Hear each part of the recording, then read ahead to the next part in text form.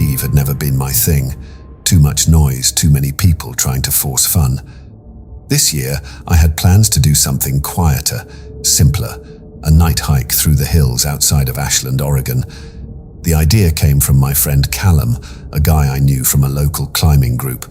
Callum was one of those people who thrived in solitude, and I figured if anyone could make a New Year's hike memorable, it would be him. We met at the trailhead just after 9 p.m. The sky was clear, the stars sharp against the cold winter air. Callum was already there when I arrived, leaning against his truck with a thermos in hand. "Right on time," he said, passing me a cup of coffee. The trail was remote, winding through a forest thick with pine and oak trees. Callum had picked it specifically because it was out of the way. "No one else will be out here," he'd said when we planned it. "We'll have the whole place to ourselves." For the first hour, the hike was exactly what I'd hoped for. The trail crunched under our boots. The air was crisp, and the only sounds were our breathing and the occasional rustle of branches in the wind. Callum was quiet, as usual, but it was a comfortable silence. He'd stop every now and then to point out constellations or check his map, but otherwise, we just walked. Around 10:30, the mood shifted. The trees seemed denser, their branches intertwining overhead, blocking out the starlight. The wind picked up, carrying with it a faint, unfamiliar smell, like metal, sharp and out of place in the wilderness. "You smell that?" I asked, breaking the silence. Callum nodded, but didn't say anything. He glanced at the map again, his brow furrowed. "We're close to the ridge," he said after a moment. "Should be a good spot to take a break." The ridge was supposed to offer a panoramic view of the valley below, but when we got there, the air felt heavier. The view was there, sure, but something about the open space felt wrong. Callum seemed uneasy too. He kept scanning the tree line, his hand resting on the strap of his pack. "What is it?" I asked. He shook his head. "Probably nothing. Let's keep moving." We headed back into the trees, the trail narrowing as it wound downhill. The wind was louder now, carrying faint sounds I couldn't place. Not voices exactly, but not just the trees either. Callum's pace quickened, and I struggled to keep up. "You sure we're on the right path?" I asked. "Yeah," he said, though he didn't sound convinced. At 11:15, we came across a clearing. In the center was a small, dilapidated structure, an old cabin or what was left of one. The roof had caved in, and the walls were leaning precariously. Callum stopped at the edge of the clearing, his eyes fixed on the cabin. "That's not on the map," he said. "Do you think someone's using it?" I asked. He didn't answer. Instead, he motioned for me to stay back as he stepped closer, his flashlight cutting through the darkness. "Looks abandoned," he said after a moment. "But we should keep moving. This place gives me the creeps." I couldn't have agreed more. As we skirted the edge of the clearing, I caught a glimpse of something in the cabin's doorway. A shadow, just for a moment, but enough to make my stomach drop. "Callum," I whispered. "Someone's there." He stopped and turned, his flashlight sweeping over the cabin. The doorway was empty. "You sure?" he asked, his voice low. I nodded, my pulse racing. "I saw something. A shadow." He didn't argue. Instead, he adjusted his pack and said, "Let's pick up the pace." By 11:45, we were back on the trail, but the sense of unease hadn't left. The wind had died down, leaving the forest eerily silent. Too silent. Even our footsteps seemed muffled. Then we heard it, a branch snapping, loud and deliberate, from somewhere behind us. Callum froze, his hand going to the knife on his belt. He turned slowly, his flashlight cutting through the darkness. "I don't see anything," he said, though his voice was tight. "Maybe it's an animal," I offered, though I didn't believe it. We started moving again, faster this time. The snapping sounds continued, closer now, as if someone was following us but staying just out of sight. My heart was pounding, but I forced myself to stay calm. Callum's composure helped, though even he was glancing over his shoulder more frequently. At midnight, we reached the trailhead. Relief flooded through me as I saw Callum's truck parked under the pale glow of a street lamp. But as we approached, something made me stop. The driver's side door was ajar, the interior light casting a faint glow onto the snow. "Did you leave it open?" I asked. Callum shook his head. He pulled his knife and motioned for me to stay back as he approached the truck. He peered inside, his flashlight sweeping over the seats. "It's empty," he said, though his voice lacked conviction. I climbed in on the passenger side, my hands shaking as I buckled the seatbelt.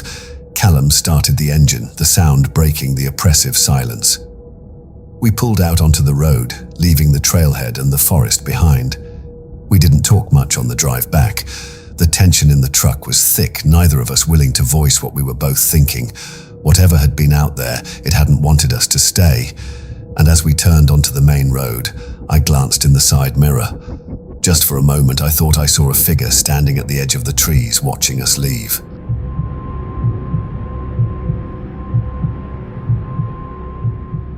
The plan was simple. Head to the old observatory outside of town and watch the New Year's Eve fireworks from the best vantage point.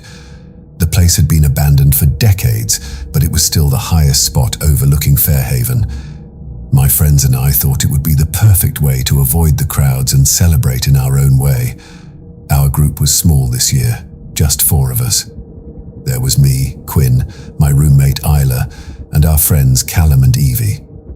We'd packed blankets, snacks, and a couple of thermoses filled with spiked cider. The drive to the observatory took us through winding back roads, the forest growing thicker with each mile.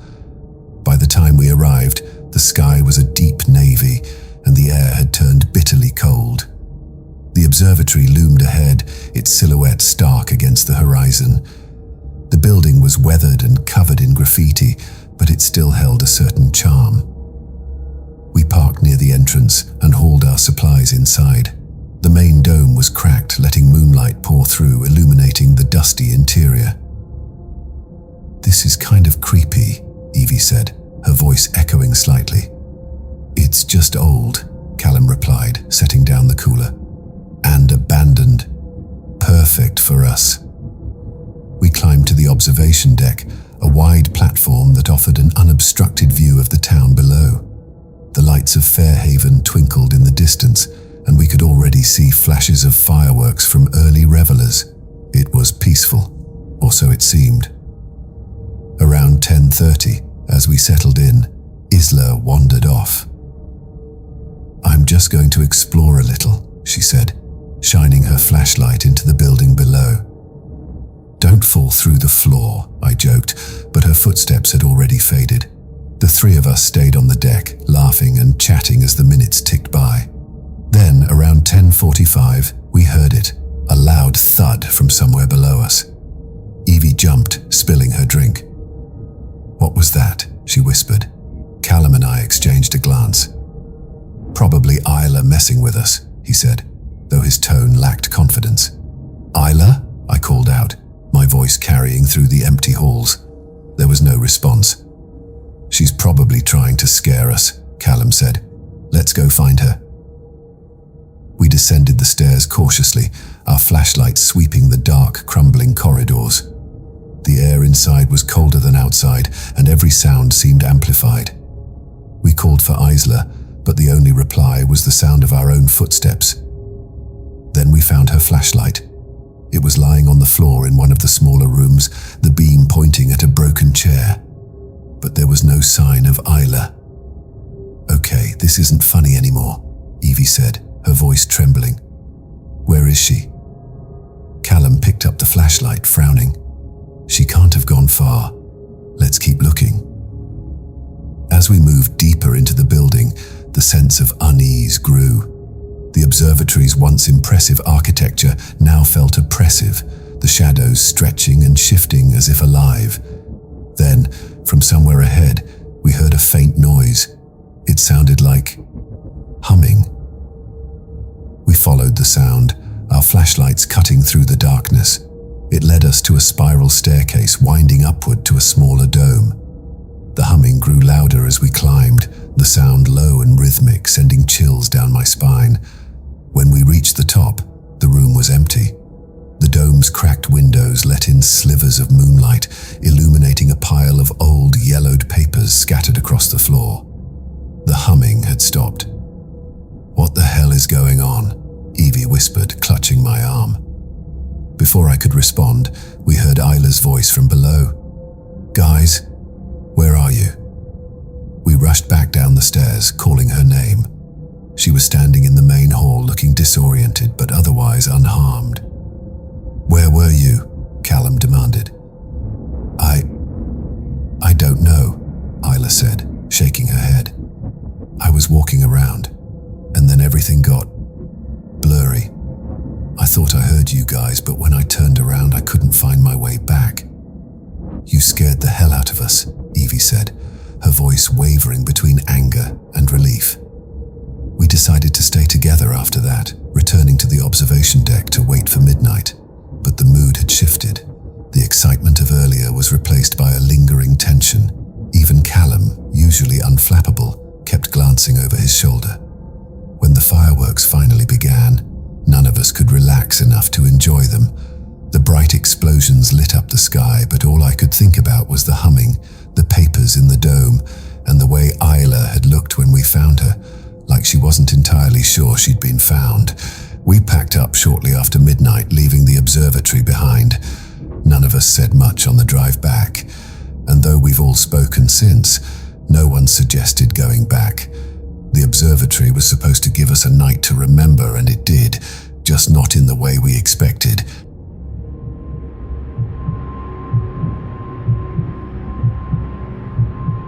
The idea wasn't mine. It rarely was when it came to Reese.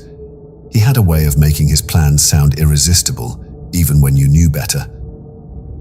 "New Year's Eve needs to be epic," he'd said, his trademark grin plastered across his face. "No boring house parties this year, let's go big." "Define big," I'd asked, though I already regretted it. "We're going to the Red Valley Quarry." The quarry had been abandoned for years, a massive scar in the earth that loomed just outside of town. It was the kind of place you went to in high school to drink stolen beer and scare yourself stupid with ghost stories. But no one went there anymore, not after the accident 3 years ago. A group of teenagers had been exploring the tunnels when part of the rock face collapsed. 2 of them never made it out. The town had sealed the entrance shortly after, but that only added to the place's allure for people like Reese. "Why the quarry?" I'd asked, but his grin only widened. "Because it's badass, and because no one else will be there. Think about it, Kenna. Midnight under the stars, surrounded by all that history. It's perfect." I'd agreed, against my better judgment. That's how Reese always got his way. We met at the edge of the quarry just after 9 p.m. It was colder than I'd expected, the wind slicing through my jacket as I stepped out of the car. Reese was already there, along with 2 others, Jules, his girlfriend, and a guy named Nolan who I'd only met once before. They were standing around a fire pit Reese had somehow managed to set up on the rocky ledge overlooking the quarry. "Took you long enough," Reese called, waving me over. He handed me a thermos, the smell of spiked cider wafting up as I unscrewed the lid. "This better be worth it," I muttered, but he just laughed. The quarry was as eerie as I remembered. The jagged walls of rock rose up like ancient ruins, and the dark mouth of the tunnel yawned open in the distance. The firelight cast long shadows that danced across the ground, making everything seem even more ominous. "So, what's the plan?" I asked. "The plan," Reese said, emphasizing the word like it was some grand revelation, "is to explore the tunnel." "What?" Jules snapped, her head whipping around. "You didn't say anything about going in there." "Come on, Jules, it's sealed off," Reese said, waving a dismissive hand. "It'll be fun. We'll just check out the entrance. No one's going deep inside." Nolan's face was unreadable, but he didn't object. Jules muttered something under her breath but didn't argue further. I wasn't thrilled about the idea either, but I knew better than to try and talk Reese out of it. Once he got an idea in his head, there was no stopping him. We made our way down the narrow path leading to the tunnel. The air grew colder as we descended, and the sound of the wind was replaced by an unsettling silence. The entrance to the tunnel was as foreboding as I'd imagined. The heavy metal gate meant to seal it off had been pried open, the rusted hinges barely holding it in place. "Who do you think broke that open?" Nolan asked, his voice low. "Doesn't matter," Reese said, his flashlight cutting through the darkness. "Come on, let's check it out." Jules stayed close to me as we stepped inside, her hand gripping my arm. The tunnel was damp and smelled faintly of mildew. Our footsteps echoed loudly, bouncing off the uneven walls. Reese led the way, his flashlight sweeping over graffiti-covered rock and abandoned debris. "See? Nothing to worry about," Reese said, his voice annoyingly cheerful. "It's just a tunnel." "Let's not push our luck," Jules muttered. "We've seen it. Let's go back." Reese ignored her, venturing further in. Nolan followed, leaving Jules and me at the back. The deeper we went, the heavier the air felt.